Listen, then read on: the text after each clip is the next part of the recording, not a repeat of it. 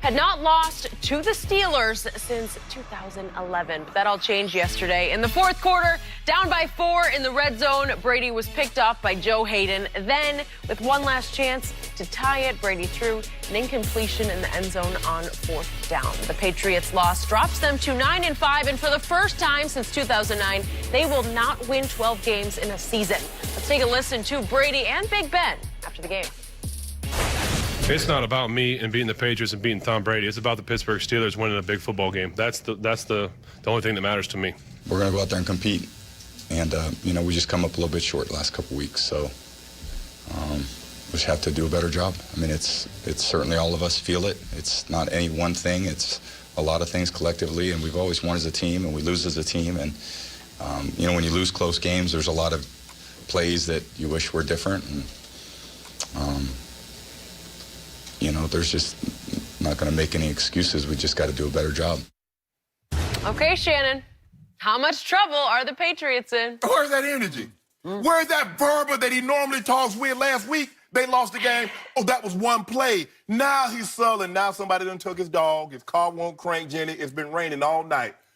They should be very concerned. And let me tell you why they should be concerned. Because the main culprit of their concern should be number 12. Now, everybody, I'm going to go in the word of Kevin Durant. Now, these fanboys media can keep telling you Tom Brady's the same guy, and he's going to play.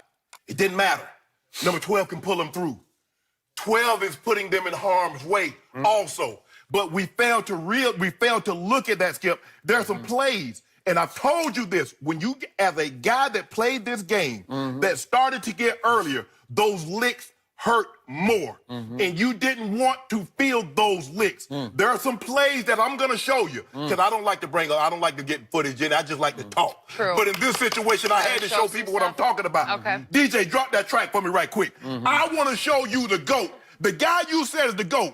That will step up. Is the hold on. Well, he is. It's unquestioned. Skip, I didn't ask you a question. I said the guy that Skip Bayless said is the GOAT. Look at these throws. Now, he said, look at this. Oh, Skip, if we can go back and see it, he's falling away from these throws. Look at this. Skip, where's the pressure? Where's the pressure on Tom Brady? Now, this is the last play of the game. Look at this. Where's the pressure, Skip? He's falling down and nobody's close to him. You know why? One of the first things that go as you get older is your leg. It's not your shoulder if you're a quarterback. Most other positions require their legs. As a quarterback, you need your legs also. But you see, Tom Brady can't drive the ball like he once could. He's flinching. Now, he said on the interception, he was trying to throw the ball out of bounds. So you mean to tell me Tom Brady can't throw the ball out of bounds from 30 yards away? His arm strength, everybody keep telling me his arm is as strong, if not stronger, when he was 30. Bull jive. If you watched that game yesterday, if you think for 1 second Tom Brady's going to play till he's 45, you're foolish. If you think Tom Brady is the same quarterback, can he make throws if nobody's in his... Hell, everybody can make throws if they got a clean pocket. But Tom Brady doesn't want to stare down that gun barrel anymore, Skip Bayless. And there are 2 occasions in which you saw it yesterday. And then there are some occasions there was nobody around, and he's a dying goat. You know, they got them goats, not Jenny. Sometimes they just kick over on you. That's Tom Brady yesterday. You saw it. He's flinching, Skip Bayless. He's not that same guy. At home, now the Pittsburgh Steelers are a dynamic offense. They average 34.5 points a game at home, Jenny.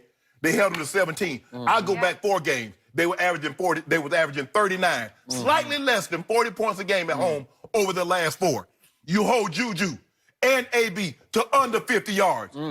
Tom Brady give you 10. Now, somebody is going to blame Coach Belichick because some innocuous running back ran for 100 yards. But what about Tom Brady? 142. For the 3rd time this year, a Tom Brady-led offense has scored 10 or fewer points, which is the most in the Brady-Belichick era. But he's the same guy. That's bull jive. At some point in time, the realization is going to sink in. Now, it sunk in for Coach Belichick because he tried to move on. It also sunk in for Coach Belichick. He said, Robert Kraft, I tried to tell you I wanted to move Gronk a year early, get that 2nd-round pick. Skip, he's not the same guy. I agree with that. He's not the same guy. You finally made a good point. But that guy number 12, he's not the same guy. He's flinching. Really? He's flinching. Wow, that guy who threw for 182 in the 4th quarter to outgun Patrick Mahomes. Oh, see, now it's Patrick Mahomes. What did he do yesterday in the 4th quarter?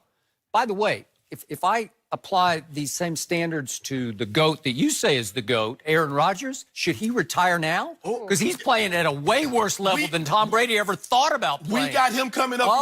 We'll address him. I'm just asking, because you're calling for Tom Brady to retire, right? Stay focused. You want him to retire right now. Stay focused right here, Tom. We talking about Tom Brady. We'll get there, Aaron Rodgers. Yeah. I'm going to deal with him a little later. Okay.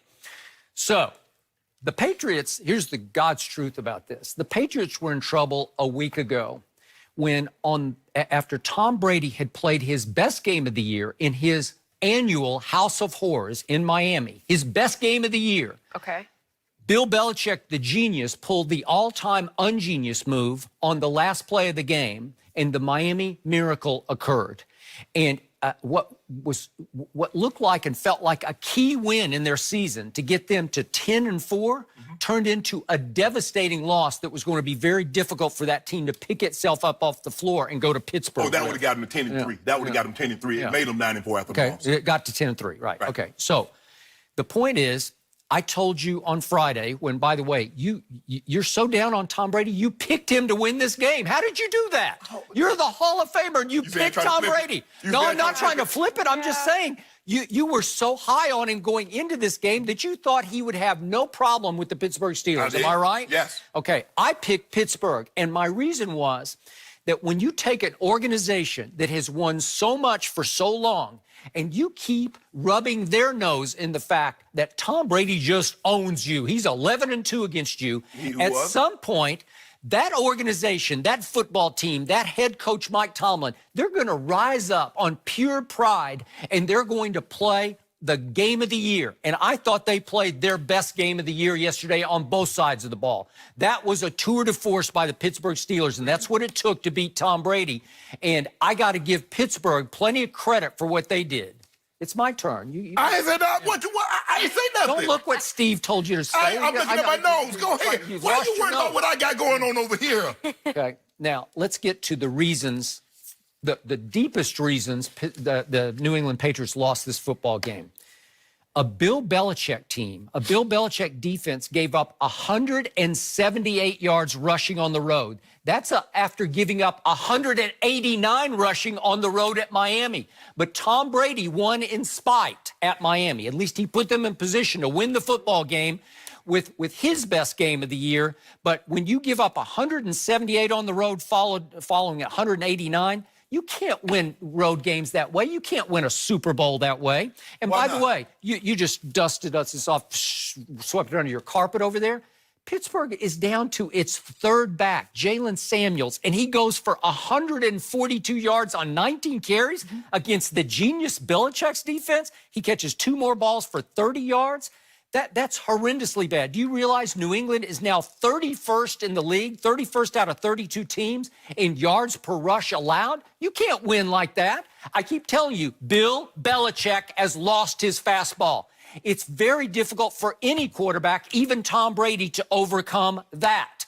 Bill Belichick's defense is now 29th in the NFL in sacks. It gets no pressure on nobody. And it's just hard to defend that. After a while, you can't win a Super Bowl that way. If you don't mind me asking, Skip, so what is Coach Belichick supposed to do when his offense, led by the GOAT, can only get him 10 points? Let's talk about that offense. Okay, I'm waiting. If only Tom Brady had an Antonio Brown, if only he had a Juju, if only he had, dare I say, a James Washington, or how about a Vance McDonald? He has none of those 4. He has none of those guys. Do you realize what went south yesterday? What went south? Josh Gordon, whatever his relationship with Tom Brady, it went south. He wasn't even on the field for the final play of the game. Not sure what that was all about. He was thrown 2 balls. He caught one in the first quarter, and he was thrown another one early in the third quarter. So he went pretty much the whole second half with no targets. You told me he runs like he has a piano on his back, and apparently he had 2 pianos on his back at Pittsburgh yesterday because he just couldn't get open. He couldn't get open. He gets 2 targets. Wait, it's my turn. I'm going. Okay, I'm going. All right, take your time. So you just made the best point you made was Rob Gronkowski, 5 targets, 2 catches for a grand total of 21 yards. He can't run. He can't jump. He moves like a Frankenstein monster. Am I right? He just sort of moves along stiff and like I watch him run. I say, that's pathetic. He runs like he's hurting. Yeah, he shouldn't even be on the football field. I don't know. It's like just go with wideouts, because there's one wideout who's still fairly dependable, and his name is Julian Edelman. And he had some big catches on some rocket passes. And boy, Tom Brady was throwing some rockets yesterday. I've never seen his arm strength at a higher level than it was yesterday. Yeah. He got good arm strength, Skip Bayless, when there's nobody around him. Okay. So, but Julian Edelman had two big drops in the first half that really cost them. One on a deep route that just hit him right in the hands, and Hayden got a hand in there, but you just got to catch that ball because it hit you right in the breadbasket. And little James White didn't have much of a game, but he had another big drop. So let's talk about where it went completely wrong for Tom Brady. He made one careless, critical mistake in the